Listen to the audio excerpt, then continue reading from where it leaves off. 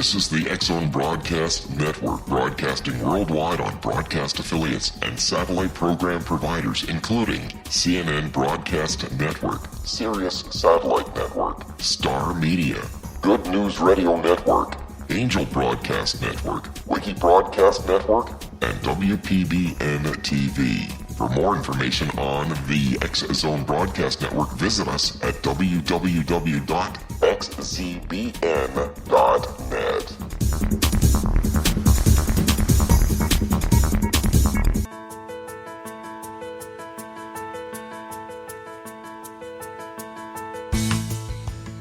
Hi, curious minds out there in Synchronicity Radioland.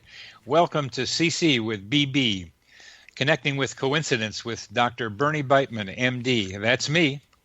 This is the only radio show in the world dedicated to the study of coincidences, synchronicity, and serendipity.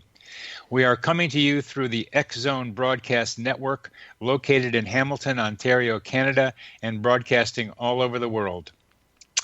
What is the relationship between mind and brain?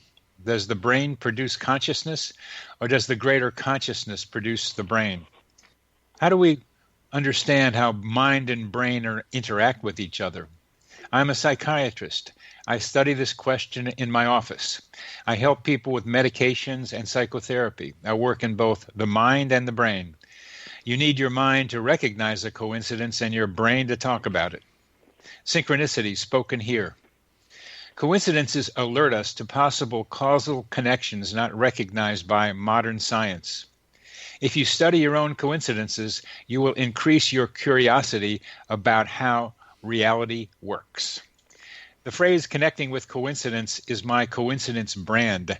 It is the name of my book, my Psychology Today blog, my website, and my social media sites.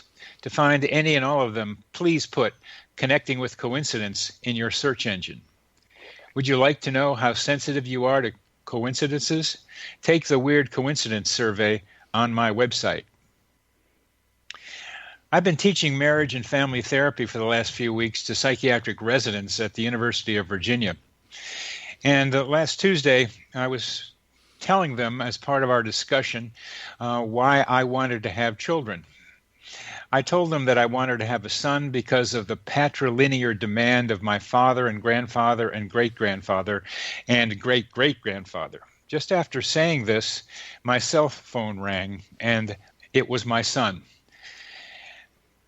It's quite a coincidence to have him calling me at that time. And I tried to point that out to the residents, that something about family activates something. Emotion, for sure, that makes coincidences more likely to happen. Next week on the show, Eben Alexander will appear, and he's a neurosurgeon who's written several books from near-death experiences. He tells me that his adopted father was a neurosurgeon who inspired Eben to become a neurosurgeon also. As a research and clinical focus, Dr. Alexander selected subarachnoid hemorrhage, SAH, which is a bleed into the brain from aneurysms that can maim and kill people. He had contacted the children's home several times from which he was adopted, and was told that his birth parents had shown no interest in contacting him. Then in 6th grade, one of his sons began a genealogy project, leading Eben to contact the children's home. This time he made contact with his birth family, but was also told they had gotten married, which was a huge surprise to him because he always thought that his parents had gone their separate ways. Even more surprising, they had had 3 more children, and he had never heard about it until he contacted the children's home again on behalf of his son. The children's home had contact information for his birth family because of a certain potentially hereditary affliction that had impacted several biological family members. This hereditary disease was subarachnoid hemorrhage, Eben's research focus. His maternal grandfather and 2 maternal aunts had each suffered from subarachnoid hemorrhages, 2 of whom had died. How did he come up with that as a focus for his surgery activities. And that was just what made it possible for him to contact his birth family. Our guest today is Robert Hopcke, and we will be talking about families and coincidences during this program. Robert Hopcke is a licensed marriage and family therapist in private practice in Berkeley, California. Along with his numerous articles and reviews published throughout the world, he is the author of the national bestseller, There Are No Accidents, Synchronicity and the Stories of Our Lives, which has been translated into over 24 languages, and the forthcoming follow-up book, Unexpected Pieces of Our Hearts, Synchronicity and the Stories of Our Families. His scholarly work in the field of Jungian psychology includes Jung, Jungians and Homosexuality, Men's Dreams, Men's Healing, a guided tour of the collected work of C.G. Jung, and The Persona, Where Sacred Meets Profane. Rob's book, There Are No Accidents, was a great inspiration to me in writing mine, because in that book, Rob was able to show readers, and is still showing readers, how often coincidences happen in families as well as other parts of people's lives, but particularly in families. We're going to have the opportunity to wonder why with Rob. How does it happen? What are the stories? And particularly, what are some of Rob's stories that tell us there's something going on with coincidences and the people that we love? We'll continue this in the next segment.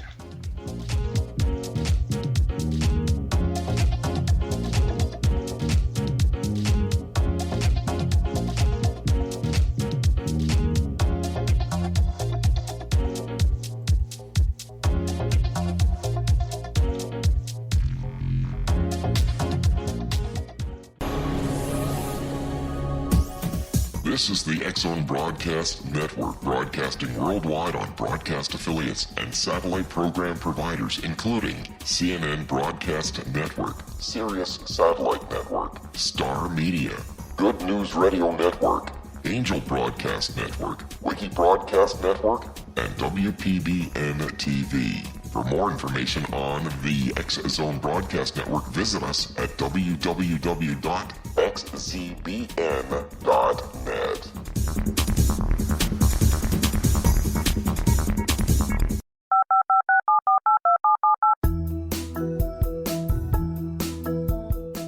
Did you know that when you're on the road with limited data or Wi-Fi, you can still listen to the X-Zone Radio Show with Rob McConnell, The Science of Magic with Gwilda Wiyaka, X-1, Dimension X, Space Patrol, and every minute of the X-Zone Broadcast Network by calling 213-401-0080, courtesy of Audio Now.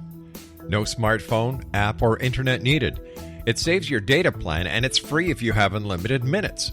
Call 213-401-0080 to listen on any phone, anytime, anywhere. Remember 213-401-0080 for the best of the paranormal, parapsychology, and sci-fi radio programming anywhere, 24/7, 365.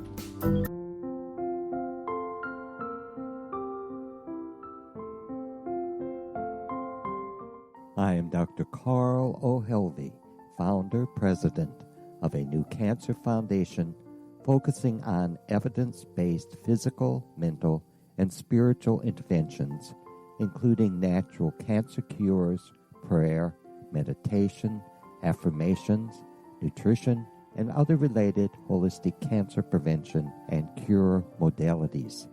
These are used in cancer education, research, and financing care. I ask for your help to continue this important work by donating at www.holisticcancerfoundation.com.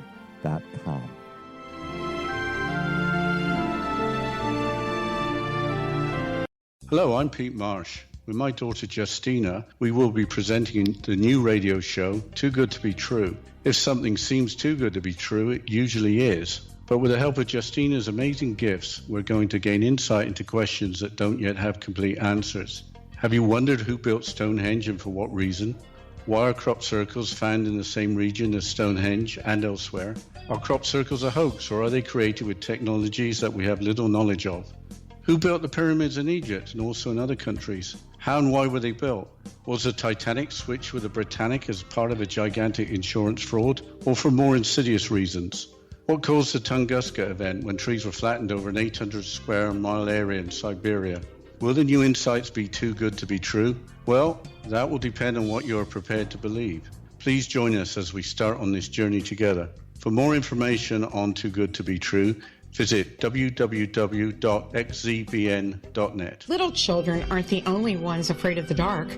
Millions of soldiers return from war zones with PTSD, anger, frustration, fear, and loneliness, much of which surfaces during the darkness of the night.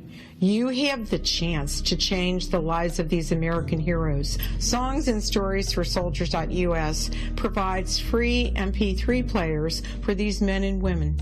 With a list of 3 million songs in 16 different styles, 100,000 audiobooks, and 30,000 old-time radio programs, every veteran can find something to soothe and comfort them at no cost. All our players contain an 8-hour audio program designed to help veterans fall asleep. With 1,500 plus vets now participating, it's our goal to deliver 10,000 audio players this year. Go to our website at songsandstoriesforsoldiers.us. Help us help a veteran make it through the night.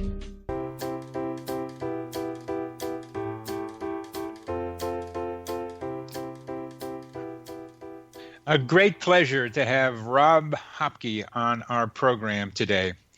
Rob Hopcke has published many books, several books, very Jungian focused, and his most popular and still enduring 20 years later, There Are No Accidents. Rob, welcome to Connecting with Coincidence. It's great to talk with you, Bernie. It's a pleasure to have you here. And is your book out, your new one on families? No, not yet. It is. It's going to be published in Italy, it turns out, first, and that's coming out in September.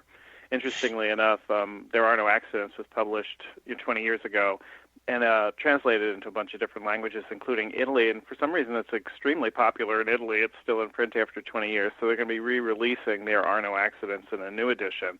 And then the second book, which I had long planned, came out of the first book. This second book, called Unexpected Pieces of Our Heart, Synchronicity and the Stories of Our Families, I had a bunch of family stories that people had told me for the first book, There Are No Accidents. But I hadn't really planned to deal with that topic in that book. So for the last years, I've been planning this book on synchronicity and family relationships because I had so many stories. So I went about getting some new stories, and then in the interim, a lot of kind of very impactful synchronistic events happened to me in the course of my life around my families. So it all sort of came together, and I finally got it together to write the book after all of these years. So it'll be coming out in Italy, and we're looking for an American publisher. Now, how come a guy who's had such a huge bestseller can't get an American publisher so easily? Well, I think that's the state of American culture at this point. I mean, what happens with the publishing industry, of course, is that if you're a celebrity, you get your book published, and if you're trying to do something sort of self-helpy, that's pretty easy to get published too. But books like this that I think have very have a very specialized sort of focus, and in particular, the way that I approach it, as you well know, kind of from a very classically Jung point of view. Yes, right? you do. Yes, you do. It reads as sort of academic or scholarly, but I'm pretty confident. I mean, There Are No Accidents was pretty popular. It's as your program and all of your work shows, synchronicity is a topic of perennial interest for people. So I'm pretty confident about it. And of course, we all have families. So families, like we all come out of families. So families is also a perennial interest. Part of what I'm trying to ask about is the change of state of consciousness about synchronicity, because your book came out really before the internet had much activity, and and still has a lot of legs to keep going with. I had to go through a whole bunch of publishers. My book was turned down by some of the finest publishing companies. That story. Right. And finally got a publisher, but it just doesn't seem to, the concept doesn't seem to be as attractive, partly because they're always looking for top sellers. But maybe that's the main reason. I was just surprised that you couldn't. But let's talk about Italy. The Italian version of mine, the only one that was translated into another language, was reflected the Italians' interest in coincidences. What's going on in Italy that you think is making your book so popular there? Well, if we want to launch into the synchronicity and family stories, I mean, I think it actually has to do with me because, my name is Robert Hopcke, Hopcke, but I was adopted at birth. You told Eben's story, in your intro. I was adopted at birth by the Hopkes, and I found my birth mother back in 1990 through a series of synchronistic events, and she's Italian-American. Huh. Now, long before I knew I was ethnically, genetically Italian-American, I studied Italian. I was an Italian major at Georgetown. I lived in Florence, Italy. People often mistook me for Italian when I was there because when I was younger, I had dark curly hair. I was like, I looked Italian. And so when I went looking for my birth mother, I had a very strong suspicion I was Italian-American, and it turned out I was. So that's also very interesting because people see the Hopcke name, which is the name of my adoptive parents, and they don't really know that I'm sort of ethnically Italian. So it isn't too surprising, synchronistically enough, that my book would be super popular in Italy. I'm like, it's just really funny. It's like of all the European countries, it's been published in a lot of different languages. That is the one that's enduring, and I think there's a certain kind of Italian sensibility, I guess I might say, sort of unconsciously, that the Italians pick up on. Yeah. And, of course, in the second book, because I've had a good and long relationship with Mondadori over there, I speak Italian fluently. I've done another book for them on a Jungian topic, and then this book, of course, I actually sort of tailored for their market, I have to say. But I think in Italy, it's interesting. I can't really explain it. I mean, I think Americans tend to be a little bit on the concrete and thinking side, and Italians tend to be a little bit more on the creative, emotional, and intuitive side. I mean, I just think as cultures. So I think I have an entire Italian Facebook fan page for There Are No Accidents, which in Italian is Nulla succede per caso. And so I get contacted all the time by Italian folks. It's very interesting. I think there's a different sensibility over there than there is here in the U.S. But you and I are doing our part for it here in the U.S., aren't we? Here in Charlottesville, I had to look up and notice that I had a bunch of friends who were interested in consciousness in various ways who were Italian. I said, what am I doing hanging around with all these Italians? And then I get this idea to put some of my stories from my book make songs out of them. I wanted to make songs out of my stories. And through a series of coincidences, I got a guy from Florence and he and I have done 7 songs, and they're just about finished and able to be heard like radio ready. So another Italian from it's Florence. Great, isn't it? Well, next it'll be Andrea Bocelli. He'll be singing this. We got to translate. It is very interesting, Yeah, there's something. I don't know.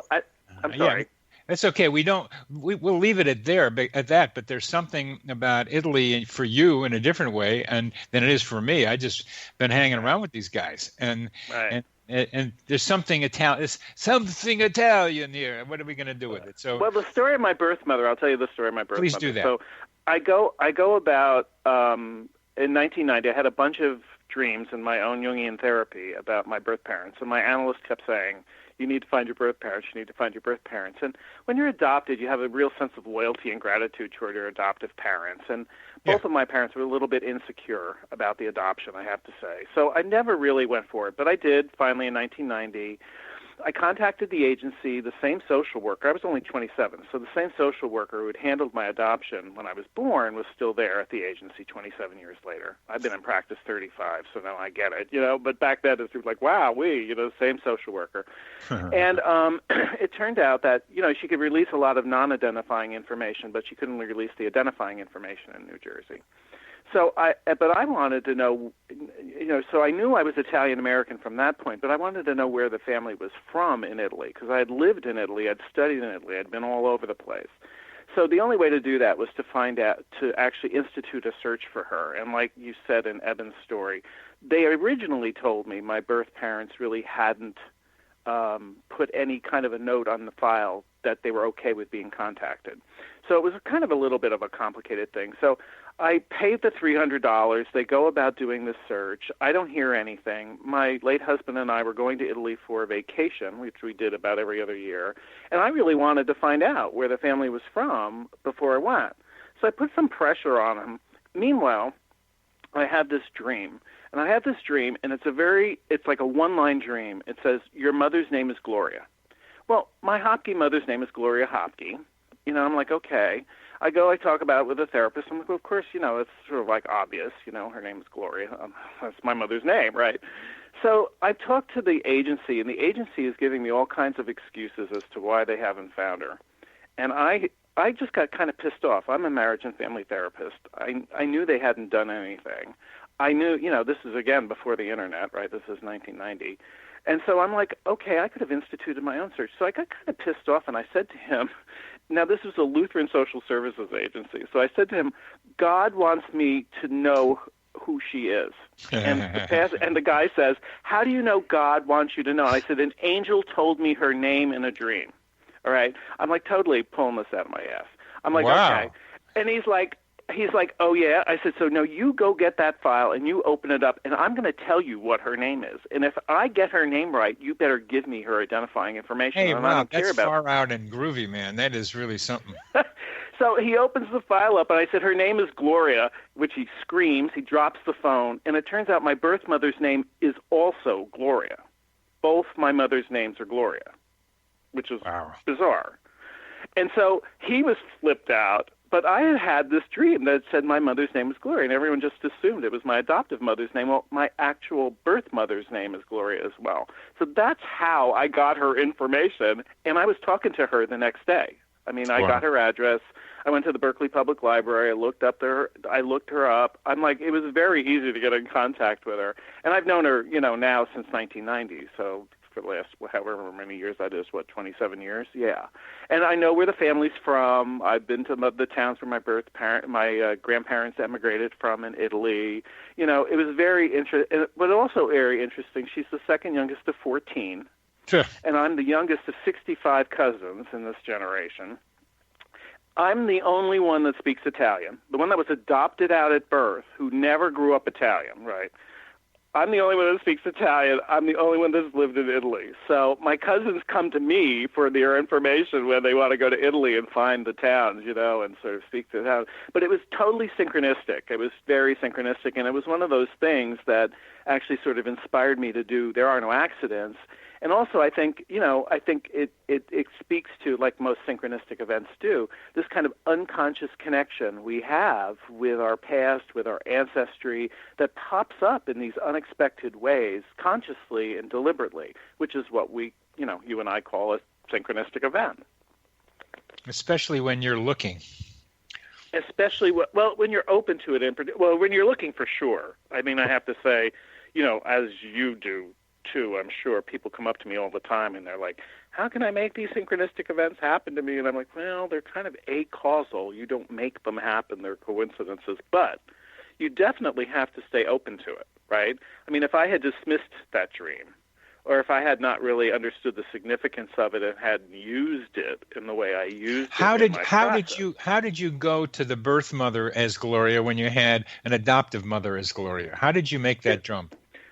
Well, I didn't, to tell you the truth. It was really because I had this dream, and I just sort of gotten emotionally caught up in the process when I was talking to the social worker at the agency. I just made that up. I just kind of made it up. And I'm like, it turned out to be true, which is even more kind of interesting. Well, that to me, the Gloria dream is fantastic too. But that you at that moment came up with the subterfuge of saying, "I know the name." That was the inspired moment in this for me, listening to this story. Well, but that's because you and I take synchronistic events seriously, right? Like the only reason I did that was because I had that dream. Yeah. Now, it would have been easy to dismiss that dream, and this is what I say to the people that talk to me, my clients, the people that read the book, etc. If you dismiss your intuitions, then you're going to dismiss the possibility of synchronicity in your life. And we're coming to the end. We're coming to the end of this segment, so let's continue what you need to do. That's a good idea.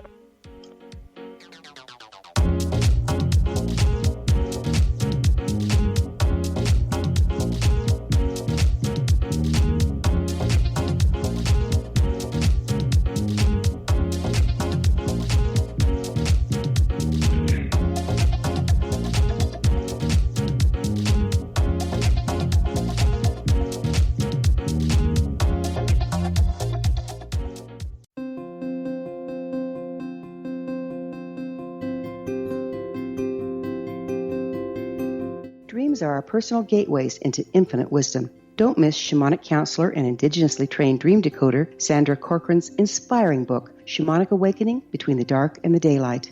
This remarkable work chronicles Sandra's 35 years of experience with diverse wisdom keepers and her initiations throughout the Americas and across the British Isles, Turkey, Greece, and Egypt. Sandy's knowledge of symbology, psychology, and myth influence her dream blog and workshops.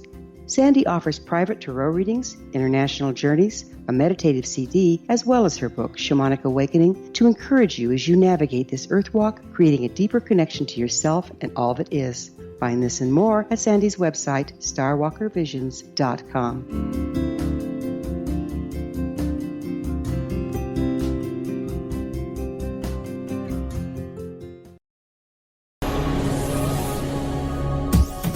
This is the X-Zone Broadcast Network, broadcasting worldwide on broadcast affiliates and satellite program providers, including CNN Broadcast Network, Sirius Satellite Network, Star Media, Good News Radio Network, Angel Broadcast Network, Wiki Broadcast Network, and WPBN TV. For more information on the X-Zone Broadcast Network, visit us at www.xzbn.net.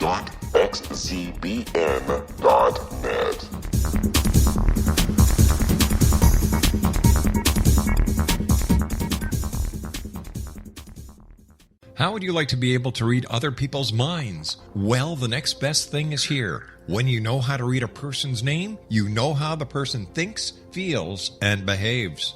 Each letter in our name holds a key to unlock our true essence. Our name contains both our gifts and challenges in this lifetime. Mnemology science discovers personality secrets hidden in the placement of the letters of our names, including the first and last impression people remember about us. Sharon shows us how to interpret the arrangement of letters as outlined in her book, Know the Name, Know the Person. Sharon Lynn Wyeth created mnemology science after 18 years of research and testing her theories, and has supported thousands of people around the world in understanding themselves and others better. You'll enjoy Sharon's unique teachings as she shares her system to learn the gifts behind your given birth name. Even if you don't like your birth name, there are jewels in this book. If you're thinking of changing your name, ready to name your child, or wanting to get along better with others, this is the book for you. If you'd like to improve your relationships and change your life for the better, get the book today, Know the Name, Know the Person, or visit www.knowthename.com. That's www.knowthename.com.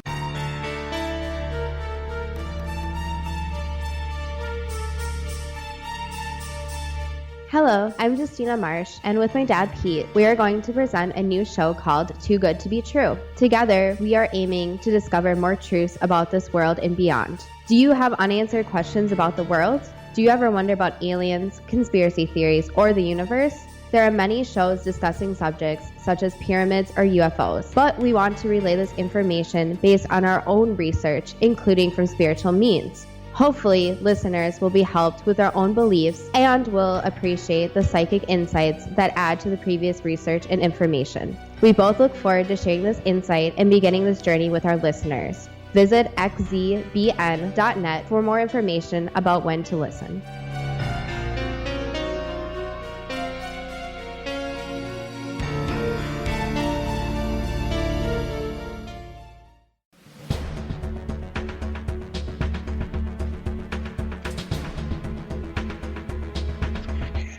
Welcome back to CC with BB, Connecting with Coincidence with Dr. Bernie Beitman. That's me. And our guest is Rob Hopcke, a man deeply immersed in coincidences, I think probably in much of his life, who just told us a great story about him and his birth family. And just how is it that Rob is able to tune in, be open to coincidences? What is it about him, and what is he able to tell others about openness to synchronicity? Yeah, I think that is really the key word, openness. I've approached the topic in a fairly classical way. And when Jung coined that term back in 1950, he meant it as an inner principle of making meaning for our lives. It's the way in which our inner psyche, our interior experience, and how we make meaning meets the outside world and the external events of our world. So that's what he means by a causal connecting principle. It's a way that events outside are connected with what's going on inside with us. So it really does require an attitude of openness, of inquiry, of interior space, So like in the story I just told, if I had dismissed that dream, or if I wasn't even paying attention to my dreams, if I'm not even paying attention to my inner life, it's virtually impossible then for synchronistic events to occur, because they're about a connection between who we are and what's going on outside. And that's why I use the concept of story, like we weave our own story together. So skeptics will often say, well, people are just making this up. And I'm like, well, that's kind of the point. We make meaning out of the events of our lives. The meaning of our lives isn't under a rock out there somewhere. It's an active process of dialogue. So if you pay attention to what's going on inside and you stay open, as you just said, to the possibility that your external life will connect with it, that's when synchronicities begin to occur for people. And they don't occur from the outside in, they occur from the inside out, right? Except, as you know from this research, it's so interesting. It is so interesting because it's hard not to go down the causal route. I have a story in the new book about a woman who, at med school at UCSF out here, spent a lot of time on Clement Street, where there's a lot of Chinese jewelry shops, looking at all of these pearl necklaces. She didn't say a word to her husband about any of this, right? And she's like, these are really beautiful, but she's sort of overwhelmed by her medical practice, et cetera, et cetera. Well, it turns out her husband just very synchronistically ended up in that neighborhood, which is nowhere near where they lived in San Francisco, ended up buying her the pearl necklace that she had been looking at. Beautiful. So Beautiful. It's really like, okay, how did they, it's sometimes these synchronistic events are so specific, it's hard not to imagine there isn't some kind of causality going on. What Jung would say is that that's complete chance, but there's such a specificity to some of these things. Same thing happened between me and my late husband. We were shopping at Neiman Marcus when it first opened in San Francisco, and he was off in another department, and I was looking at this very particular scarf. It was a silk scarf with angels on it. And for some reason, that Christmas, he went back to Neiman Marcus and bought it for me. I still have it. Well, I develop causal ideas first before I get to mystery, which I think Unus Mundus tends to be, although that I don't. We can talk another time about the constellation of archetypes and its involvement with this, but I can visualize somehow the thought fields of two people who are close together get merged and information gets transferred, and that information then leads the person to the item that we're talking about. That's my way of imagining it, and I try to look for potential causal explanations before I go to what's so much fun is to try to understand this mystery that we're part of, this greater consciousness that we're part of. But let's come back to the question that we want to ask you is, why do you think synchronistic events happen so often between family members? Well, that is actually the point of my book. So the point of my book, and I think this comes out of my marriage and family practice, to tell you the truth, is there's so much discussion about families primarily as sort of a biological and social entity, and I think the concept of family is essentially psychological and archetypal. I mean, I think our experience of family is an archetypal experience. It's primarily a psychological experience. I come to this, of course, as a gay man because so many of our families as gay and lesbian people are sort of chosen and created. And so our sense of family, comes from something that we have, not something that's necessarily biological, not our actual biological children, but something we have created and feel for ourselves. But of course, we all come from families, right? And so that's what I was sort of the most intrigued by, is sort of the archetypal dimension of this. And of course, the synchronistic events between family members, which occur spontaneously, bring people's attention, I found, to their connections to their families, connections to their family relationships that they didn't even know they had. And so I feel like there's this unconscious archetypal quality of family that I think actually lays the groundwork for some of the synchronistic events that have occurred to the people that I spoke to in the course of interviewing this book, and that have actually occurred to me too, as I just said. I mean, I think I didn't know I was Italian. Here it comes to my attention, and yet that is an essential, my family relationships are an essential part of who I am. Like it's part of the ground of my being.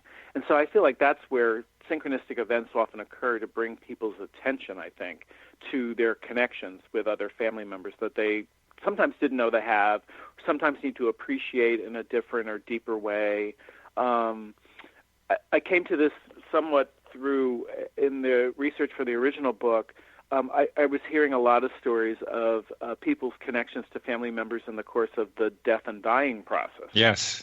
Right? I mean, I think, as you know, as we often talk about in the field, synchronicities occur in times of transition for people, and that's a big transition. So, that was one way that I heard about the various consolatory synchronicities. A woman whose son was killed in a car accident was in the depths of her depression. This is in the first book. That's how I end the first book. Her name was Charlotte. Her son Todd was going back to school here in California, got killed in a car accident after Christmas break. And she was, of course, completely devastated. In the depths of her depression, she was sitting at home one day saying, I just wish I could talk to him again. I wish I could talk to him again. And the doorbell rang. Well, it turns out Todd had written this lovely thank you letter to his parents on his way out of town, mailed it. But because of the accident, it didn't actually end up getting mailed. And so friends of his afterwards at school finally mailed it. They put the wrong address on it. It got shunted all over California. 5 months after it should have been delivered, it arrived at the moment when she's saying, I wish I could talk to him again. And she was like, so I was hearing these stories of these connections with family members that had this deep, abiding impact, and it sort of made me widen my view a bit. How do we get together to You've come up with an interesting adjective, consolatory synchronicities. I think that's great because I have them also described, and a lot of them involve birds and flowers. Well, isn't that interesting? Yeah, I mean, my German grandmother's superstition is that when birds fly in the house, it is a presage of someone's death. And she claims it's happened many times. She claimed it happened many times in the course of her life that, her grandmother actually died after a bird flew in the house. So I think it's very interesting. But the flowers, too. I mean, I think one aspect of synchronistic events that I speak about in my work is the symbolic quality, right? Usually a synchronistic event hinges on a particular symbol that somebody needs to look at in their life that has a particular meaning, and that has actually maybe a multiplicity of meanings for them and for the family. And so, I think the symbolic quality of what occurs in a synchronistic event opens someone's eyes to the symbolic quality of what our life should be. Let me give you a couple of examples because and see what you think. A woman gave birth and her baby died 5 days later. And she was at a picnic with friends, still feeling very, very sad. And a small bird came along and landed on her breast. And that bird stayed there for quite a while everybody looked and she looked. And finally she decided to shoo the bird away, and that became a kind of release of some of the grief she felt for her child. A similar situation happened when my best friend from college died of HIV back in the 80s. I was sitting in my backyard. He was Italian, too, Italian-American, and I had just harvested all the basil that I had grown in my garden. And it was like August. It was August. And I was harvesting the basil, and I was thinking, making pesto is what I do with it. Our type of That's Italian a good meal, thing right? to do with it. Yeah, that's a good thing to do with it. And I'm sitting there, and I'm just crying about Michael, and this butterfly came flying down, sat on the pile of basil in front of me here in my deck here in Berkeley, California, and I swear to God, it just looked at me. Uh-huh. And it looked at me, and it looked at me, and it looked at me, and I'm like, and then it occurred to me, I'm like, oh my God, that's Michael's spirit. Michael came to visit, and it flew away. As soon as I said that in my head, it flew away. And now every time I see a butterfly in the yard, I feel like, oh, Michael's come to visit. Uh-huh. Cultures worldwide have had stories like this forever. Flying bees, butterflies, birds, all sort of symbolic of the spirit. And the flower that most represented the deceased person blooms at a time of year when no flowers bloom, like November or December. It's so interesting. I know. That's another aspect. That's why I think synchronicity is of perennial interest. I think that also sort of ties in maybe why the U.S. is a little bit kind of on the fence about it, and why you and I have a difficult time getting maybe our work published. I think there's a symbolic quality to our lives that Jung wanted to bring forward with this concept. Yes. And this concept in particular opens it up. And of course, it's a symbol. So in other words, it can't be empirically proven, but it's intuitively right. That's what I keep, when I've had to argue with some of my editors about it, I had to say, what you have to do is you have to tap into what it meant for the person telling the story. Because that's, it's easy for you and me as therapists, I think, to do, because that's our stock and trade, right? I mean, we're constantly looking at people's inner experience and understanding it. But I feel like it's really a challenge, I think, for a very sort of thinking culture, very thinking, empirical, materialistic culture like the U.S. But I also think I think it also opens up the delightful, enchanted quality of the narrative of our lives as well, and I think that's why it's so popular. We have another minute left in this segment, Rob, and the need to be able to not only be open, but to be willing to imbue something with symbolic, subjective ideas and feelings may be what it causes the difficulty we're seeing between American thinking and Italian thinking. Very well. Very well. I mean, again, Italian culture is well known for its feeling function. And I think a synchronistic event is almost defined as significant, right? We're talking about a meaningful coincidence. One of the ways I define meaning is through emotional impact. It's meaningful for you if it's had an emotional impact, which means you have to be in touch with your feeling life in order to have a synchronistic event. That's a nice definition of meaningful. I often have trouble with the various definitions of meaning, and just if you got an emotion, that makes it meaningful. That's one of the several different ones. We've come to the end of this segment. We're going to talk about transitions in family and synchronicity in the next segment.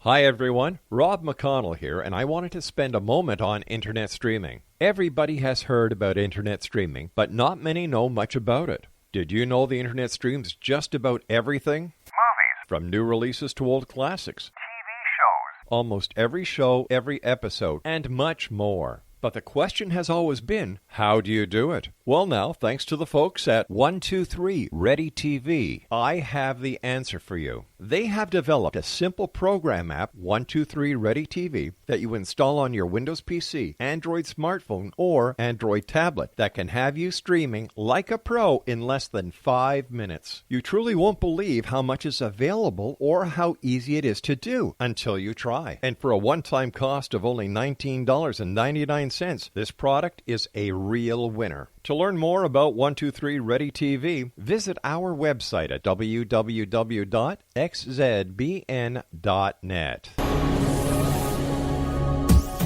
This is the X-Zone Broadcast Network, broadcasting worldwide on broadcast affiliates and satellite program providers, including CNN Broadcast Network, Sirius Satellite Network, Star Media, Good News Radio Network, Angel Broadcast Network, Wiki Broadcast Network, and WPBN TV. For more information on the X-Zone Broadcast Network, visit us at www.xzbn.net.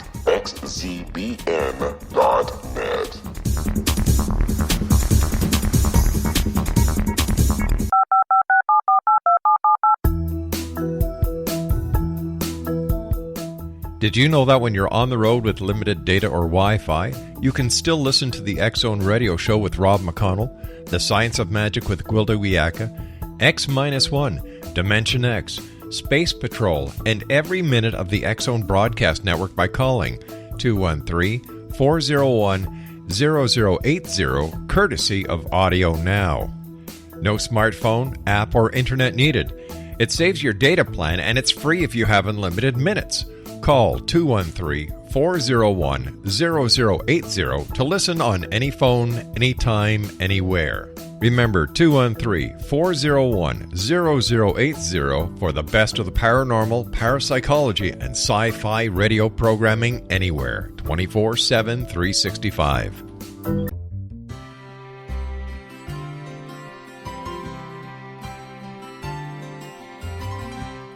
True healing must address 4 levels: physical, emotional, mental, and spiritual, for us to live joyful and productive lives. We tend to treat 3 of the 4, leaving the spiritual languishing. If you're tired of the same dysfunctional patterns cropping up in your life, Soul Balancing is for you. Trixie Phelps, owner and founder of Soul Balancing, is a naturally gifted energy healer trained in numerous esoteric forms, including shamanism. Trixie has created a powerful modality that safely and effectively clears your energetic field. A Soul Balancing session can remove interference, heal trauma, and restore your hope. Contact Trixie for a life-changing long-distance session today, www.soulbalancing.world.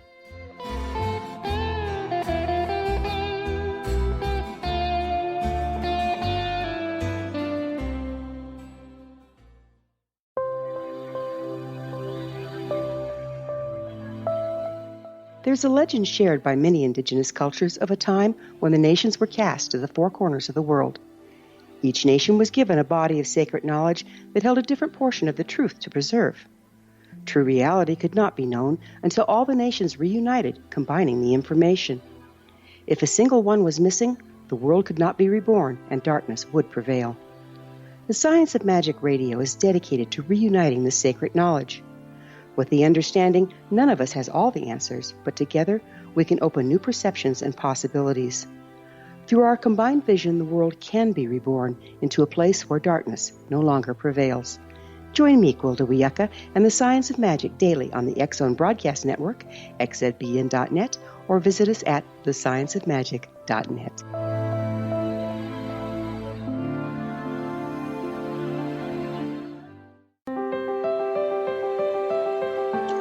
Welcome back to CC with BB, Connecting with Coincidence, and our wonderful guest, Rob Hopcke, who's got a forthcoming book on families and synchronicity.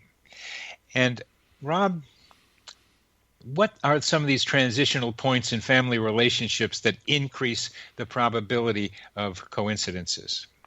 Well, in the book, I start with how families even get started, which is 2 people meeting, right? And I had a lot of stories about that in the first book, how people met their partners. Yes. What I thought was kind of interesting was I had even more stories. There's this great, I don't know if you've ever seen the series Chef's Table. It's on Netflix, in which they basically focus each episode on a world-class chef. And there's this wonderful Italian chef, Massimo Bottura, whose restaurant I synchronistically went to. And him and his wife actually told this great story right there at the beginning about how they showed up at this cafe from 2 different worlds. He had just emigrated from Italy. She was a New Yorker. They ended up kind of crossing paths on the same day, actually literally bumping into one another on their first day. She is a waiter, he working there in the kitchen. That's how their love affair got started.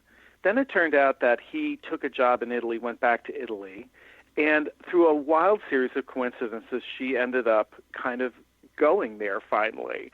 And it was one of those great love stories in which everything didn't run smoothly, right? There was a separation. But it seemed very clear that, little by little, they were meant to be together because of the various coincidences that had brought them together. And so that's one category. It was how families even got started, was sort of these amazing coincidences that brought people together. A therapist friend of mine, Joanna, tells a story in the book about how her grandparents actually met. He was on leave in San Francisco during World War II and ended up going to the wrong bar. Again, this is way before cell phones, right? So his buddies are going to a bar. He gets lost. He goes into the wrong bar. He bumps into this pair of sisters, and that is actually how he ended up meeting Joanna's grandmother, completely by chance. Well, right place, wrong place, right time. I mean, it's exactly. I love those stories, to tell you the truth, because I feel like one of the things we get really wrapped up into is control, right? I mean, we're told we need to be masters of our fate and control our lives, and the most delightful things about these stories, I think, are the way in which chance actually plays such a huge role in our lives that we don't even really want to acknowledge at times. But if we're open to it, right? I mean, if he could be her grandfather could have been very wrapped up in having been in the wrong place, but he happened to be open to where he ended up in life. And I often say that to my clients, to the people that read the book. I'm like, you need to be open to the way in which if your plans go wrong, there may be a reason for it, and you need to be open to what that reason is. Talk a little bit more about how you use synchronicity in your practice, please. Yeah, I think that is one of the things that I think, we have a very rational mind. And, of course, I think most of us like to be in control of our lives. And obviously, a lot of folks, I often say this to my clients, people generally come into psychotherapy in times of transition. Yeah. And often in times of transition that they didn't want, right? The death of somebody, a divorce, illness is another, reason. They're making a transition from one stage, one condition, one state of life that they've chosen to something that they probably didn't want. Right. And the concept of synchronicity has been really helpful to me because not only in my own personal experiences, but I've often realized that when something occurs to us by chance that we didn't want, we can, in fact, move forward and make a meaning of it. So that's why I use the concept of story. I think, in all really good narratives, there are unexpected events that occur to the protagonists that become a vital part of the plot. Right. And the reason that happens in fiction is because that happens in our real lives. Yes. Right? We couldn't write those stories if it didn't happen in our real life. In other words, fiction comes out of our real experience, our own capacity to make meaning. Very good. So that's what I have to say. That's how I use it in my practice. I'm like, I know you didn't want this to happen, and in fact, a lot of times these things are genuine tragedies. Let's look at what it means. Let's look at how you can make this a part of your story. Isn't that slightly saying try to make something positive and useful out of it? Well, I wouldn't necessarily say the meaning is positive all the time. I wouldn't, I think that's the thing that I think Americans with their positivism and their optimism kind of get into. I don't think, I think sometimes things are genuine tragedies, genuine tragedies. I have a really wonderful story from my friend Karen Ehrlichman in this book, the forthcoming book, about how her husband, her brother, and her father went to Yad Vashem in Jerusalem when they were visiting Israel, and they came across the records of relatives who had been killed in the Holocaust and their survivors, and they had made this connection suddenly. All of these records were in Spanish, but weirdly, Roy Ehrlichman, who a Jewish psychiatrist from New York, ended up somehow, just by random chance, speaking Spanish fluently. It was the one language he spoke fluently. So here he is at Yad Vashem in Israel. There are all of the Ehrlichman records. He's able to read them because he can read Spanish. And he got in contact with all of these relatives, the surviving relatives of their relatives who had been killed in the Holocaust. And there was this wonderful rapprochement and a coming together. But again, it was very bittersweet, again, because it had been built on this horrible tragedy that had occurred to the family during the Holocaust. So I feel like there's a coming together, there's a breaking apart, and there's a coming together. And so I think the synchronistic events can be very, what can I say, they can be very dual in their meaning. There can be, like the story of Charlotte and Todd, her son was killed, and yet there is a kind of reintegration that can occur. So I always sort of warn people away from trying to make a positive, optimistic meaning of it, because tragedies genuinely occur. Illnesses really happen. People really do die. Those are not good things in terms of their impact in our lives. They're very difficult to survive. And yet sometimes meaning can be made out of those events. And synchronistic events, particularly in our family histories, can lead us forward into what those meanings might be. And please elaborate more on the darker side of synchronistic events. Well, I always think of it, and Jung's known to have said, every defeat for the ego is a victory for the self. In other words, Jung please define. Please, for our audience, please define self. Okay. Yeah, exactly. Right. So what Jung thought our ego was this tiny little place we live, which we're conscious of. And this is it's sort of like the driver in the driver's seat of the car. But the car is ourself. In other words, there's a larger personality that is very complex, that is not synonymous with our ego.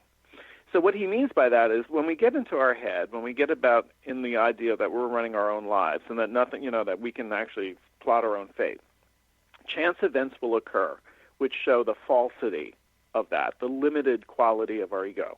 And that's when we're challenged to relativize the ego or enlarge our sense of self to include these events that have, in fact, genuinely occurred. Now, the ego genuinely experiences those as bad, right? That's something I did not want to have occur. I missed my plane. This death happened. I didn't want this illness. But those are all, I think, challenges to us to enlarge our sense of self and to encompass what genuinely occurs. Otherwise, we miss our lives.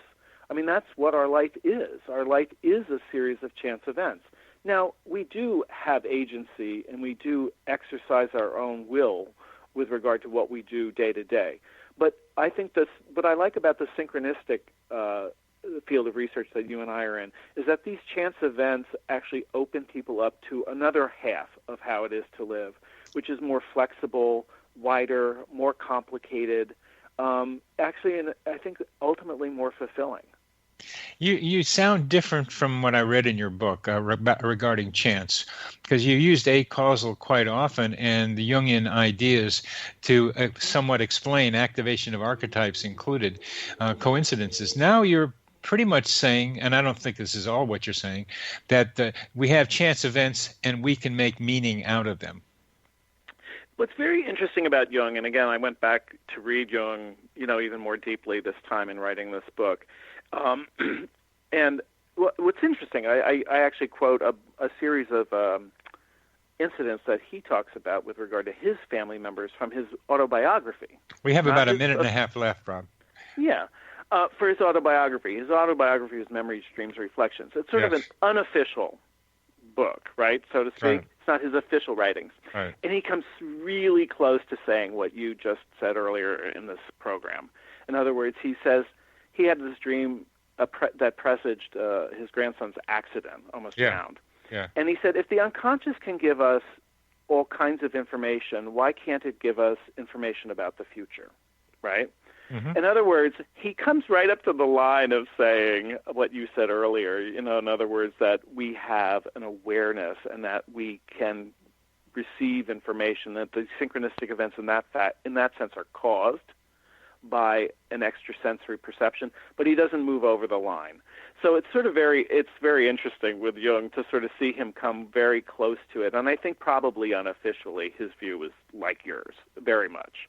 But I sort of try to stay, as a good Jungian, like on my side of the line around that, and just look at how the psyche operates to make meaning of these chance events. And I'll leave the physics and the philosophy of it, I think, to other folks that are a little bit more qualified than I.